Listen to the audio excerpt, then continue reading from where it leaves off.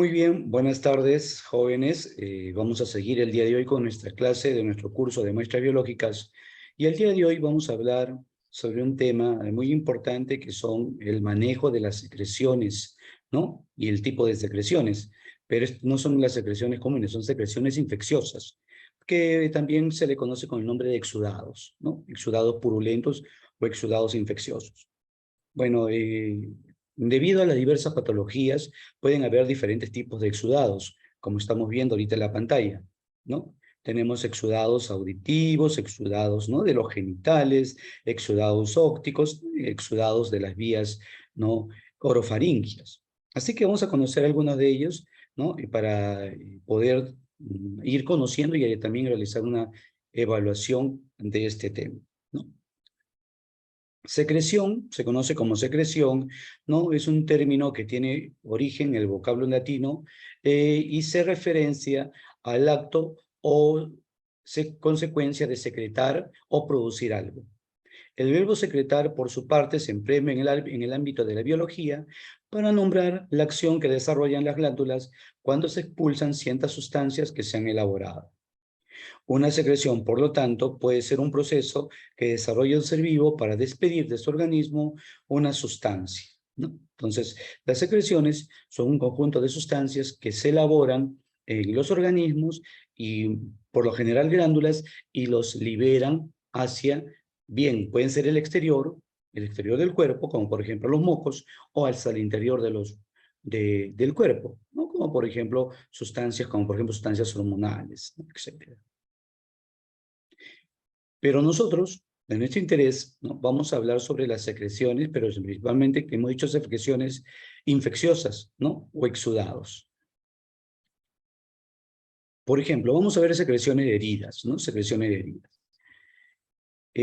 Las heridas, y como ya tenemos conocimiento, son pues estos tejidos, ¿no?, expuestos al medio ambiente, y que estos tejidos, al estar expuestos al medio ambiente, se pueden contaminar.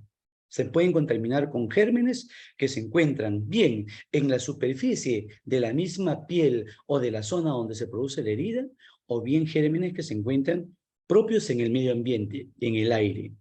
Entonces, aquí cabe una pregunta. Señorita Cabrera, ¿está presente?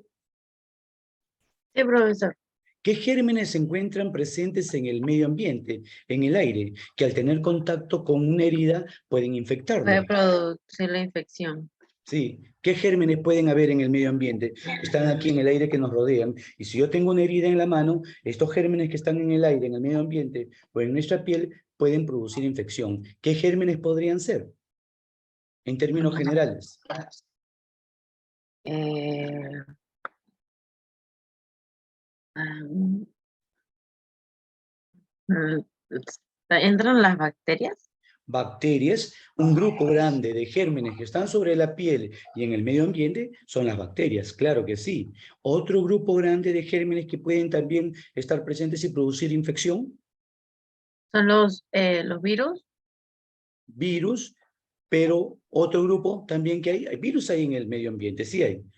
Y otro grupo que pueda también llegar a la herida y producir un proceso infeccioso, Eh, tenemos a los hongos, que son principalmente que son los los, dos que grandes son los más grupos fáciles de de, inf- poder. de ingerir la infección. Claro que sí, claro que sí. Muy bien, entonces, la piel, ¿no?, y una piel con herida está expuesta a los microorganismos que están en el medio ambiente o que están sobre la superficie de la piel, ¿no? Entonces tenemos, ¿no?, las bacterias infecciosas se reproducen rápidamente en el organismo y muchas de ellas secretan sustancias químicas que se llamarán toxinas, las cuales pueden dañar los tejidos. Las infecciones de la piel y los tejidos blandos, junto con las infecciones de las vías respiratorias, son las infecciones que más frecuentes se producen en la clínica humana, ¿no? Y ya sabemos que tenemos dos tipos de procesos, ¿no?, infecciosos, que son las infecciosas Agudas, y las infecciosas crónicas, ¿no? Las infecciones agudas son aquellas que son se producen temporales. rápidamente, Dice, ¿no?, de un proceso rápido, mientras que las crónicas son infecciones que van a producirse en el Por transcurso largo de tiempo. mucho largo tiempo, correcto, ¿no? Entonces, aquí vemos una herida, ¿no? Lógicamente una herida donde ha habido un proceso infeccioso, donde ha habido gran cantidad de secreción o de pus.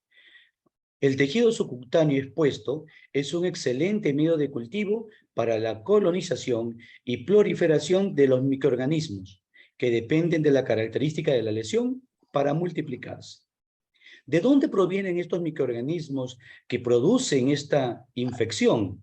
Los microorganismos provienen del entorno ambiental, o sea, del medio ambiente, de la flora que se encuentra en la piel o de la flora comensal que se encuentra en las mucosas, ¿no? Por ejemplo, una persona tiene una pequeña herida que se hace como, por ejemplo, tenemos acá, ¿no? En el brazo, vamos a decir así. Entonces, debido a una mala limpieza, una mala desinfección, debido a que no cubren o protegen esta herida es un medio de cultivo, es un caldo nutritivo para los gérmenes que puedan llegar a esa herida. ¿Y de dónde provienen estos gérmenes? En primer lugar, del mismo área donde se produce la herida, que en este caso sería el brazo. No olvidemos que nuestro cuerpo siempre se llena de gérmenes. Si no, pueden también estar del medio ambiente que está rodeando el brazo, o sea, del aire, o también pueden venir de las mucosas. Cuando uno habla, libera, por ejemplo, saliva, y en esa saliva hay gran cantidad de De gérmenes, gérmenes. ¿no? En las heridas sucias, infectadas, es frecuente encontrar como colonizadores microorganismos, principalmente bacterias, ¿no? Y dentro de este grupo de bacterias, bueno, tenemos bacterias que se conocen con el nombre de Escherichia coli, Klebsiella, Bacillus fragilis, Clostridium y otros tipos de bacterias. En los accesos e infecciones intrahospitalarias, la microflora del sitio operatorio es diferente. Son gérmenes que muchas veces son multiresistentes, como por ejemplo las pseudomonas. ¿Y qué son los gérmenes multiresistentes? Son aquellos gérmenes que pueden resistir a la acción de antibióticos o desinfectantes. Entonces ahí tenemos ejemplos de infecciones o un tipo de secreción purulenta o accesos, las que se producen por heridas debido a infecciones de bacterias.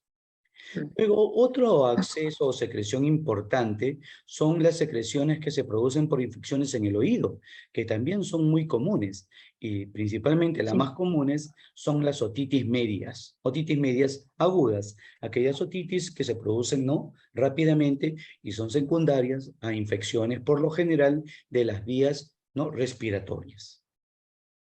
Como consecuencia, a las infecciones del oído medio, ¿no?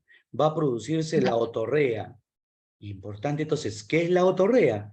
A la otorrea le vamos a llamar a la secreción, a este flujo, como vemos en la lámina, a este flujo, ¿no? Líquido, o como vemos aquí, purulento, que proviene del conducto auditivo.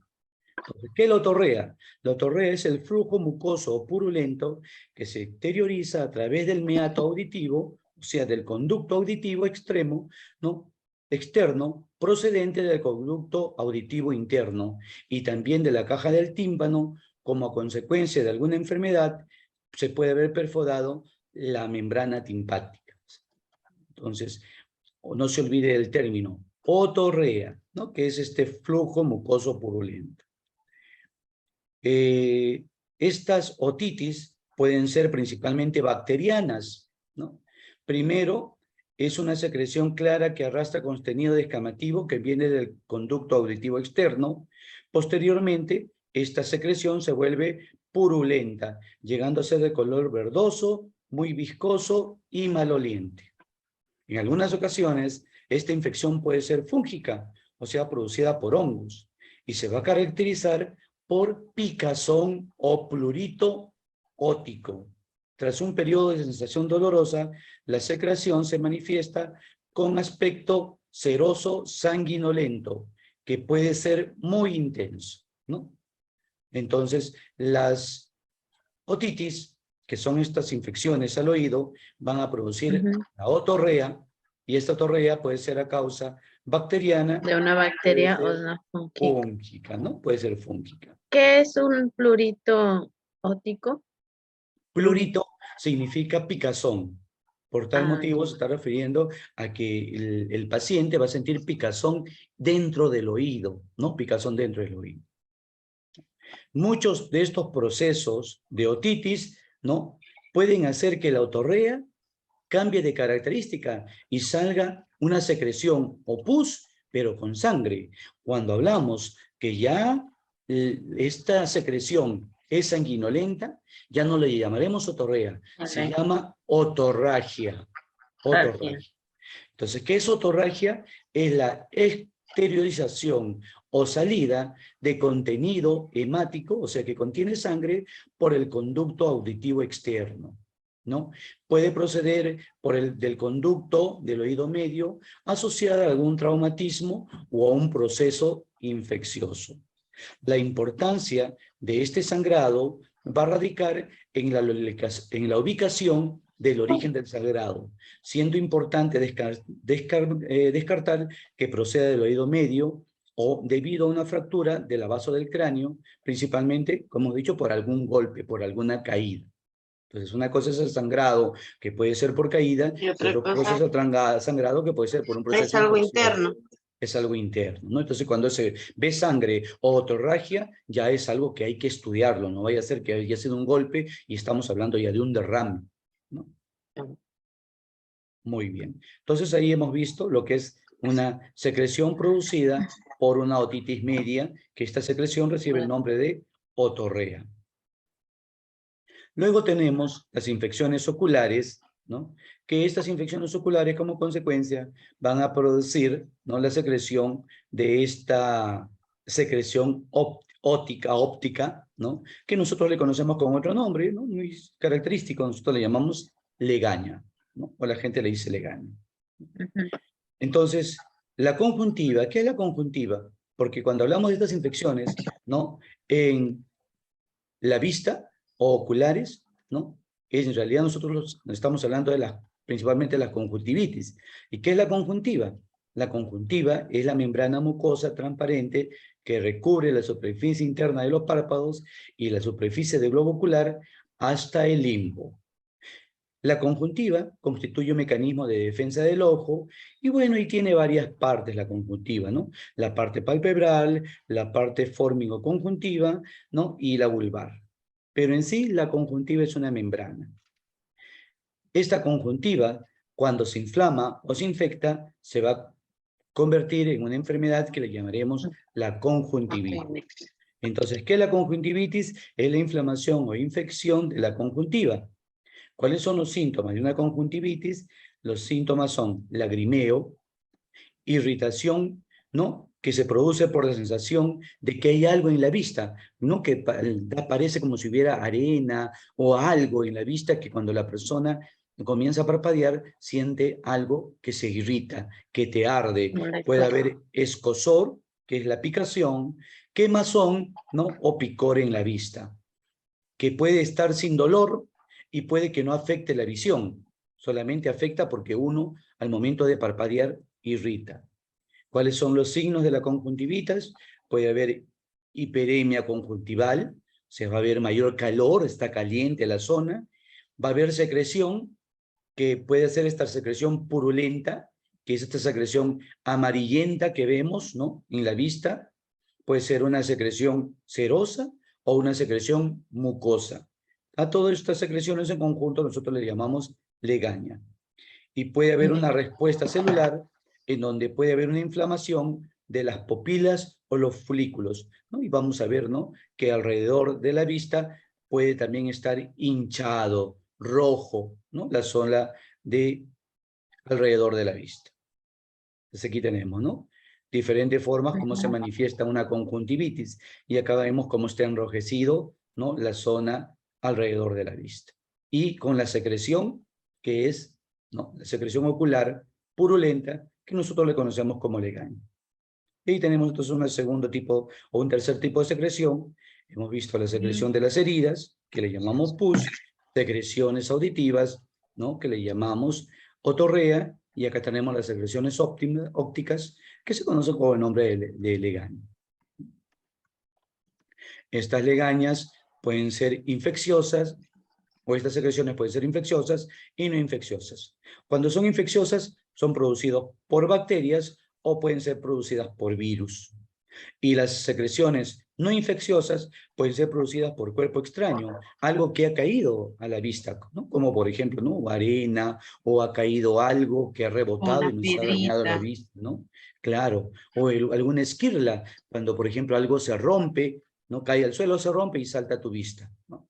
Sí. Luego tenemos que estas secreciones pueden producirse por cuestiones o sustancias físico-químicas, por ejemplo, la radiación, sustancias cáusticas, por quemaduras, por anomalías de refracción no corregidas, cuando la persona esfuerza la vista para ver algo, puede ser por cuestiones alérgicas, que hay personas que tienen alergias a algo y su vista al contacto de una cierta sustancia o gas se irrita, ¿no? Y por cuestiones autoinmunes, ¿no? Cuestiones autoinmunes cuando la persona tiene un problema de una sobreexcitación del sistema inmunológico y hace que la vista se irrite por contacto con algo muy similar a las alergias.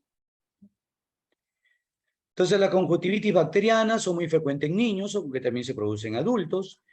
Va a existir un sobrecrecimiento bacteriano, ¿no? Normalmente son autolimitadas, puede ser una vista, aunque pueden también en ocasiones que pueda abarcar las dos vistas, cuando el niño con una mano se limpia esa vista y de ahí se limpia la otra y puede pasar la infección a las dos vistas y puede haber una diseminación de una infección desde la mucosa nasal hasta la vista, ¿no? Cuando la persona tiene una infección en la nariz, se está limpiando la nariz y de ahí se limpia la vista. Puede llevar los gérmenes de la nariz hacia la vista, que son Claro. las diferentes causas de cómo puede producirse esta conjuntivitis y la aparición de estas secreciones ópticas, ¿no?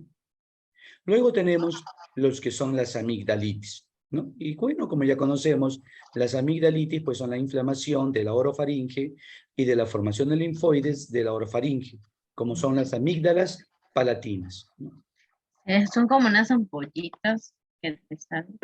Claro, son variadas. Hay diferentes formas de cómo se aprecian o se manifiestan en las personas. Pueden ser simplemente que tú sientas que las amígdalas están inflamadas y que Pero en cuando... el, Sí, dime. disculpa, profesor, en el caso de las amigdalitis, que es también es algo infeccioso, puede ser producido también necesariamente por una bacteria tiene que ser.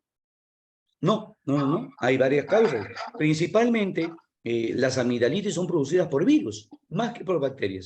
Un 70-80% de amigdalitis son virales y un 20%, de 30 a 20% son bacterianas. Así que principalmente las amigdalitis son infecciones virales. Por ejemplo, en mi caso tuve, yo tengo faringoamigdalitis crónica. Ah, O ya, sea, ajá. por un tiempo estoy bien. Gracias a Dios ya lo supe controlar porque tuve un tratamiento de cada 6 meses, me ponían unas ampollas, pero a mí me salió lo que fue como el pus, Ujú. y el dolor era extremadamente, o sea, era muy malo el dolor. No podía ni siquiera pasar la saliva, ¿Y te ni producía comer. fiebre? Sí, y la fiebre a 38 no me Fiebres bajaba. altas, así Dos es. horas, dos Ujú. horas se hacían baños, todo, no me bajaba. Sí, sí, sí. Y no podía ni hablar, nada. Y, o sea, preguntábamos que por qué había sido esa causa, porque sí, porque me mandaron a hacer gárgaras con agüita tibia y sal, y hasta me salía sangre. Ujú. Y me dijeron de que sí, que era producido por una bacteria o un virus, pero no Así me lo es. explicaron más o menos. ¿Y cómo era. no te dieron la posibilidad en algún momento de que te operes las amígdalas y te extirpen las amígdalas? No, porque me dijo, ahí también las tenía súper inflamadas. Ujú. Mi cuello estaba, o sea, se veía, se notaba, era notorio. Y tengo una que es del lado izquierdo, que por ejemplo, cuando me enfermo de la tos, se me inflama, pero solamente tengo ese, pero ya no me ha vuelto a dar ese problema, el que sí me generó. bastante preocupación y dolor. Claro, sí, es así, ¿no? Por lo general, las amigdalitis son amigdalitis agudas, ¿no? Que como su nombre son un proceso rápido y te da una vez. Pero en algunas Sí, personas como tú, estas amigdalitis que se producen por bacterias o por virus, puede quedar cierta cantidad de germen dentro de las amígdalas. Y como decir, anidan y se quedan latentes. Así que te va a producir una infección. El proceso infeccioso por tratamiento o por el propio sistema inmunológico se controla, pero no desaparece el germen, queda ahí, latente en tus amígdalas, y transcurrido meses, la infección vuelve a aparecer. Y ahí es cuando hablamos de las amigdalitis crónicas, ¿no? Y como característica, ¿no? Estas amigdalitis crónicas o amigdalitis van a producir odinofagia, que seguramente es un síntoma que tú has sentido, ¿no? Que es el dolor cuando pasas alimentos hasta la propia sí, saliva. ¿Y por sí, qué ese no, dolor? no, no Porque podía las comer amígdalas nada. están inflamadas, como vemos acá en la lámina, ¿no? Lo vemos Sí, aquí en el esquema.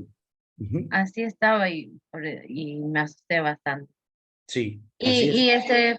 Profesor, ¿qué tipo de virus? Acá lo tenemos, Ay, justamente ay, en ay. la diapositiva te los muestro. Dentro de los agentes etiológicos, mira, vemos aquí el dato, ¿no? Bacterias del 10 al 20% de los casos, ¿no? Pueden ser bacterias como Streptococcus beta hemolítico, Haemophilus influenzae, Staphylococcus aureus y Moxarella catarrhal. Tenemos entre las principales bacterias que pueden producir. Y los más comunes son los virus, siendo el adenovirus, ¿no? El más común, que es dentro del grupo de los virus de la gripe, el rinovirus, el herpes virus, el virus de la parainfluenza, el Coxsackie, el virus de la influenza A y B y el virus del Epstein-Barr, ¿no? Dentro del grupo principales de diferentes gérmenes que pueden producir estos tipos de infecciones. Entonces, mire el dato de acá, que justamente es lo que estábamos conversando. Es importante recalcar que a diferencia de la faringitis, que generalmente es bacteriana, las amigdalitis del 80 al 90% son de tipo viral. Viral. O sea, son más comunes con los virus. Son más comunes. Pero aparentemente, por la fiebre que tú has presentado, de ser fiebres muy altas, puede que tu amigdalitis sea bacteriana. Entonces, eso, si a tu edad que tienes sigues con esos episodios, sería bueno que vayas a un especialista y él te pedirá pruebas como, por ejemplo, cultivo de secreción de secreción de la amígdala. Así que te van a hacer un hisopado cuando estés en pleno proceso infeccioso para ver qué tipo de germen encuentran en tu amígdala. Y por tal motivo, sabiendo el germen que es, buscar un tratamiento adecuado al tipo de Adecuado. germen. Claro, le hacen un antibiograma al germen que encuentran en tus amígdalas. Y al hacer el antibiograma, se detecta el antibiótico más específico para tu infección. Ah, ya. Ujú. Entonces, lógicamente, que esta amigdalitis va a producir, ¿no? Secreción Secreción. purulenta, ¿no? Con la presencia de estas pústulas que les llaman tacos, ¿no? Que alguna vez puede que te haya salido, ¿no? Tacos, estos, ¿no? Estructuras duras, blancas, que son pus duro, que se quedan prendidas en las amígdalas, ¿no? Y también sale un poco de pus. Esto es el caso entonces tenemos cuando ocurren las amigdalitis, ¿no? Y otra secreción muy importante a tener en cuenta es, ¿no? Las secreciones provenientes de la columna vertebral. Dentro de la columna vertebral viene un líquido, que es un líquido que nutre a todo el sistema nervioso, ¿no? Entendiendo por sistema nervioso al cerebro, cerebelo y la médula espinal, ¿no? Entonces, este líquido eh, es muy indispensable para el sistema nervioso y este líquido se encuentra siempre presente en todo el sistema nervioso y lo podemos ubicar o detectar o tomar una muestra de él en la columna vertebral. ¿Cómo se llama este líquido? Este líquido se le conoce como LSR o simplemente líquido cefalorraquídeo. Líquido cefalorraquídeo. Este líquido cefalorraquídeo tiene varias funciones.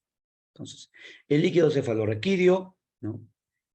es de color transparente, baña el encéfalo y la médula espinal. Su función, como puede ver aquí, es proteger, ¿no?, a la médula espinal, proteger el encéfalo, nutrir a las células del sistema nervioso, eliminar desechos, mantener la defensa contra agentes patógenos y mantener una presión intracraneal constante. Pero ¿qué sucede? Sucede que algunas veces hay infecciones que llegan a infectar este líquido, y al infectar este líquido se infecta el sistema nervioso. ¿Qué germen o en qué enfermedad es necesario investigar el líquido cefalorraquídeo? Se utiliza el líquido cefalorraquídeo para diagnosticar una enfermedad conocida principalmente como la meningitis, que es la más común. ¿Qué es la meningitis? Es una infección que se produce en la meninges. ¿Y qué es la meninges? Es la membrana que recubre al cerebro. También se utiliza para diagnóstico de encefalitis y también para el caso de algunos cánceres. El líquido cefalorraquídeo, su color normal es el que vemos en el lado izquierdo, es como el agua, es de color transparente, pero conforme van habiendo procesos infecciosos, este líquido se va volviendo de color más amarillento y turbio, ¿no? Como el último tubo, que se puede ver la turbidez, que eso significa que hay presencia de gérmenes y glóbulos blancos. Pero han habido casos tan extremos donde ha habido una meningitis tan grave que el líquido cefalorraquídeo toma un aspecto lechoso, como podemos verlo acá, ¿no? Mire, de color lechoso y algo sanguinolento. Esto significa que, bueno, aquí pues es un líquido cefalorraquídeo completamente patógeno, no infeccioso, patológico. ¿Cómo se extrae este líquido cefalorraquídeo? Bueno, este líquido cefalorraquídeo se extrae mediante la punción, ¿no?, de la columna vertebral, y esto lo realiza un médico especialista, ¿no? Médico especialista. Luego tenemos ya las secreciones. También se utiliza lo que es ay, Se utiliza para cuando ay, ya me olvidé el nombre. Bueno, esta se llama la punción lumbar, ¿no? Y dependiendo de la técnica se puede utilizar hasta jeringas para extraer el líquido cefalorraquídeo. Sí, el médico, el especialista ya sabe la zona a dónde debe ingresar. Y para eso ahí está, te anestesian, disculpe. También en la zona se puede colocar anestesia para cuando hay una operación y se necesita anestesiar el cuerpo completo. Muy bien, ahora vamos a ver el otro grupo de secreciones, que son las secreciones genitales, ¿no? Vamos a ver en primer caso las secreciones uretrales, que por lo general, ¿no? Sabemos que hombre y mujer tiene uretra, pero si hablamos de aparato genital, es común encontrar secreciones uretrales en varones que tienen ITS, ¿no? Entonces, una uretritis, ¿no?, o secreción uretral es un síndrome caracterizado por la secreción, ¿no?, uretral mucopurulenta o purulenta, ¿no?, de una persona, de un varón. Y en este caso puede haber la presencia de disuria, ¿no?, que es la presencia de pus, ¿no?, que en la orina, ¿no? Las uretritis pueden producirse principalmente por una bacteria, que es la Neisseria gonorrheae, y que produce la enfermedad que conocemos como gonorrea.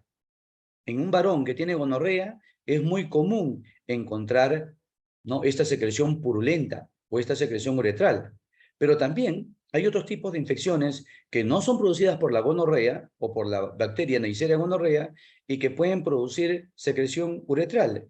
Tenemos dentro de las infecciones en varones la clamidia trachomatis, ¿no?, el uroplasma, el mycoplasma geniatum y una muy conocida como la trichomonas vaginales, que es un protozoario que produce infecciones muy comunes acá en nuestro medio, el virus, ¿no?, del herpes simple y otros como por ejemplo hongos como las levaduras. Los síntomas en el caso de las secreciones uretrales en los varones, ¿no?, es en principal la presencia de secreción en las uretritis en el 80% de los casos. Esta secreción es purulenta o francamente purulenta, va a haber dolor al orinar, la persona va a orinar bastante, su orina va a tener pus, ¿no? Ahí tenemos piuria, poliaquiuria y disuria. Va a haber irritación en la uretra, que muchas veces le va a sentir la persona ardor cuando orina, y también puede haber dolor, ¿no? Dolor. Eso es en el caso de las secreciones uretrales. Y ahora vamos a ver en el caso de las secreciones en las mujeres, que son las secreciones vaginales. En el caso de las secreciones vaginales se conocen principalmente con el nombre de leucorrea. Y no se olvide ese nombre, se conoce con el nombre de leucorrea, ¿no? ¿Qué es la leucorrea? La leucorrea es esta secreción blanquecina, lechosa, que las mujeres producen cuando hay una infección en su zona genital, que las mujeres por lo general le llaman descenso, ¿no? Descenso. Características de este descenso: color blanquecino, cremoso, amarillento, muchas veces ya verdoso, y cuando hay ya afectación de capilares sanguíneos, hasta puede ser rojizo. Estas secreciones, ¿no? Se pueden producir cuando se rompe el equilibrio de la flora vaginal que hay dentro de la mujer. Sabemos que existe dentro de la mujer bacterias de manera normal y se llaman la flora vaginal, la flora bacteriana vaginal normal de la mujer, que está formada por un conjunto de bacterias que acá tenemos, principalmente es el Lactobacillus adophilus, y aparte otras bacterias como la Yarnedella vaginalis, bacterioides, microplasmas y Mobilincus, que son un grupo de bacterias que se encuentran en la vagina de la mujer de manera normal. Y estas bacterias de la flora bacteriana normal cumplen funciones de defensa, ¿no?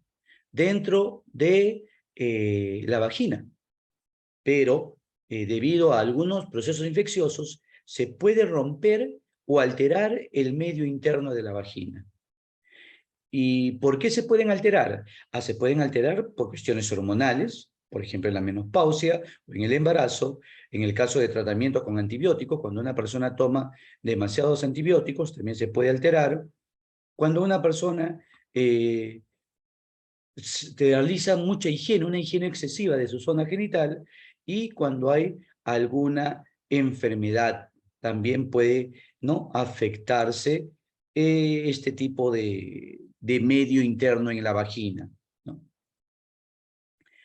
La mujer siempre va a producir una secreción, y esta secreción puede ser, ¿no?, una secreción fisiológica o puede ser una secreción patológica.